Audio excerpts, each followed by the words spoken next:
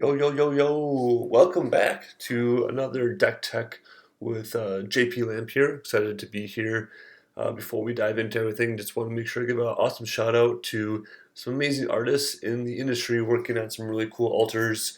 As you can see here, we have RypieMTGAlters, which on Twitch is RypieMTGAlters, Etsy RypieMTGAlters, doing some dark rituals and some awesome lands for me. And then we have my friend Star, who's doing some amazing stuff with some unloot lands for me. Definitely go check out their stuff. Hers is Stars Is It Magic, and Instagram Stars Is It Magic, or YouTube Is It Star. Absolutely incredible. Let's check them out. So let's shoot on over to me. Yep, got the double webcam set up here today so you guys can see my face. Woohoo! How you doing? We are breaking down the Tog Deck Tech today. The sacred Mr. Teeth, as it were, of standard, extended, etc. Not doing Grow Tog, just doing basic Tog, so I'll break it down for you real quick. Let's hop right into it. So, if you're going to play a Tog, what are you going to start out with? You're going to start out with 4 of the namesake card itself, which is actually Psychatog, as you can see here. The reason why he is so incredibly good is because you can discard a card. He's a 1-2 for 1 B and a U. You can discard a card to actually give him +1/+1, and then remove 2 cards in your graveyard to give him additional +1/+1 to Untitled. So that adds up real quick when you're discarding 4 cards. So you discard 4 cards, that's going to be at least 6 points of damage on top of that. Plus you're probably going to have a full graveyard just from running a control deck. So what else we're going to do here? We're also going to be running some accumulated knowledges. You might say like, oh, accumulated knowledge, that's a no-go with actually sorting out sorry, that was a little distracting. With like Tog, etc. But just the ability to draw 2, 3, or even 4 cards for 2 mana is absolutely insane. What also we're going to do here in a control deck for Psychatog decks is actually get to run the fun little namesake 4 actual counter spells, which seems absolutely incredible. Blue, counter target spell. Nothing gets any better. You're going to be rounding out the rest of your counterspell suite with some mana leaks as well, 2 mana leaks. And then this awesome little number, Circular Logic, which actually is so awesome about this card is the fact that you can play for its madness costs. So it's a blue discard, and you can counter target spell with unless they pay 1 for each card in your graveyard. So don't go eating all your cards with attacking them with a Tog unless you're going for the win. But the fact that you can just discard this with an active Tog is absolutely incredible.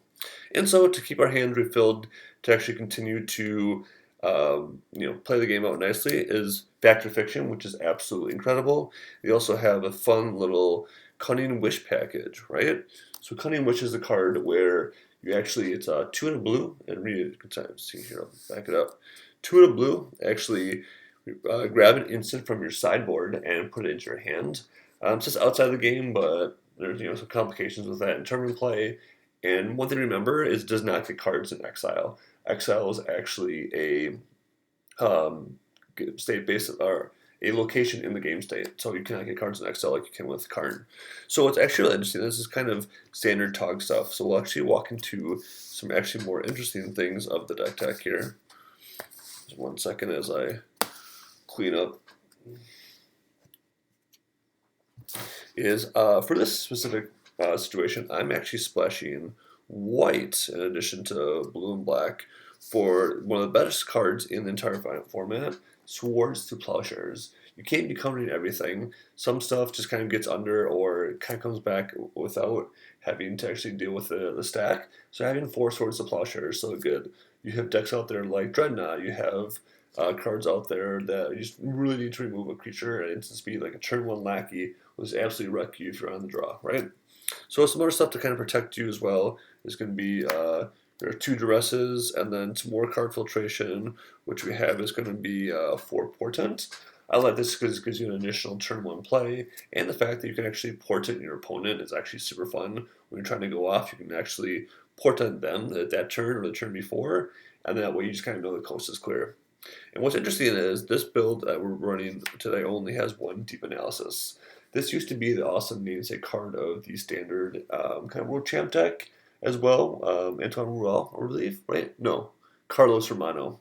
And then also kind of an extended. The fact that you can just pay it for its flashback cost to actually draw a bunch of cards is absolutely fantastic. But now we have better card draw like AK, etc. Not running Intuition for the AK engine just because it doesn't make sense in this build. There's nothing to really want Intuition for. You just want to kind of grind the game out and then just smash it with a Tog. Also not playing an upheaval, which is kind of interesting to me, but I feel like it's a little too all-in and it's kind of like a mess. I'd rather just kind of grind them out with a Wishboard. But yeah, so before that, let's get into our mana base, and then we'll hop on over to the Wishboard. So for mana base, we have these awesome altars for Polluted Delta by RypieMTGAlters. I only have 2 of them done, but they look absolutely fantastic. And then what we're going to do here is play 5 islands, and you're like, oh my god, like why do you have signed Mirage Islands? Well, if you pay attention to the other videos, you know that these are signed by none other than Mr. Cheaty himself, Mr. Mike Long, Frypross Bloom Deck, right? And what's better than 5 signed islands? 2 additional signed swamps as well. And to balance out the mana base, we have some gold bordered Flooded Strands, because I have not been able to pick up the Onslaught Flooded Strands yet, which are absolutely awesome, but not a huge blue mage. But this deck's a little bit different because I've played for so long with Kitchen Table. And then we have the Adarkar Wastes, which are gold bordered, just to kind of throw people off a little bit. You know, I own some Adarkar Wastes. And then we have 1 underground river. And then we have 4 plains to finish it off. Not a whole lot of white cards that you're casting, just kind of your Swords of Plowshares, etc. But you do want to make sure your mana is perfect just in case. And that's why there's so many plains, because like I said, turn 1 Locky is kind of problematic, or other turn 1, turn 2 plays that get early counterspells. You want to make sure you have access to the white mana to swords those creatures. So, like I kind of mentioned, this deck actually has an awesome little Wishboard. So let me pull these wishes back up here. Okay, boom. So remember, Cunning Wish, 2 in a blue. Search from outside the game an instant spell and put it in your hand. Remember, instant cannot be sorcery.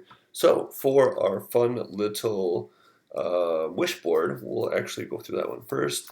You have a Coffin Purge, which is super fun. Easily remove a creature or like a card from a graveyard at instant speed for a black mana. You have the classic Disenchant, which is fantastic for removing prominent artifacts and enchantments. We have a Fact or Fiction if you want to just kind of reload your hand. We have Forbid, which is, I think, super exciting. The fact that it has buyback late in the game, just have a bunch of crap in your hand that you don't really care about. Pitch to that, really just kind of control the board.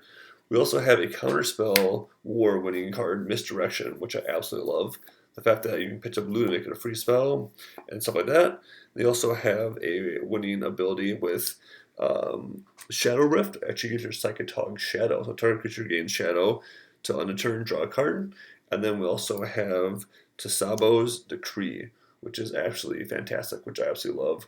Which is, you can just kind of see here, choose a creature type. Target player reveals his or her hand, discards all creatures of that type from it. Then destroy all creatures that creature's player controls. They can't be regenerated. So rips it from their hand and from play. And then the other 2 cool white card is Wing Shards. It's Storm, new target attacking creature from the game for 1 WW. Actually fantastic. Remove a bunch of creatures coming at you. And then you round out the Wishboard with some Annuls. You actually bring 2 of those in. And then 4 Hydroblast, which you also bring in for the red matchups, which is super fun. So that's kind of the updated Tog black, white, blue list. I hope this was informative and exciting. Feel free to stay tuned for the Patreon video where we walk through the different metagame breakdown, playing the deck, making some sideboard choices, etc. And then remember, check out our scenes, our sponsors. So let's check that out again. RypieMTGAlters and SAR, Is It Magic or Is It SAR Alters? Thanks for stopping by.